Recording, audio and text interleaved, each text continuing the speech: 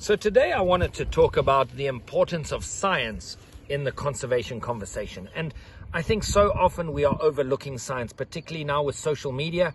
People are looking at public opinion for direction rather than good science. And, one of the perfect examples of that is giraffes. Something a lot of you may not realize is that giraffes have gone extinct in 7 different African countries. That's just how's that even managed to happen? This iconic species slipping off the brink of extinction in 7 different African countries without us even realizing it. On the flip side of that, in Southern Africa, where there's a private ownership model and a use model, giraffe are very healthy. And in fact, the populations are expanding in Namibia and South Africa and probably Zimbabwe as well. And so you look at that and you ask yourself, well, why are they going extinct? They are not going extinct because of an international trade for some medicinal purpose in Asia. They're going extinct because they're a large meat-bearing animal.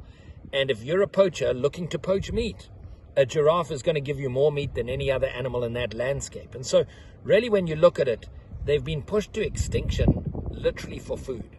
And so what is the use for CITES, the Convention for the International Trade of Endangered Species, of uplifting giraffe?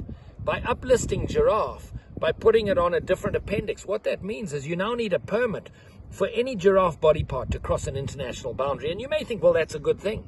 But that's not what's sending giraffe into extinction. It's local trade, it's local meat poaching that's sending them to extinction. And so now you take the scientific component of that.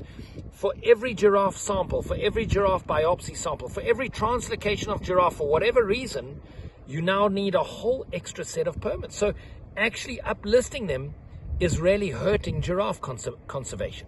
So really when you look at it, the trade of the Convention for the International Trade of Endangered Species should be limited to the international trade of endangered species. And so, as we look at these things, as we look at what we consider as being effective bodies for conservation management, for anti-poaching, let's really ask ourselves the next step. Are we basing our decisions, are we basing our opinions on science? Are these organizations making their decisions because of good science or just public opinion? Before the giraffe vote, people were distributing fluffy toys. So, in effect, a fluffy toy giraffe on your desk is going to hold more weight than a whole body of people that generate scientific documents proving that we do not need to uplist giraffe.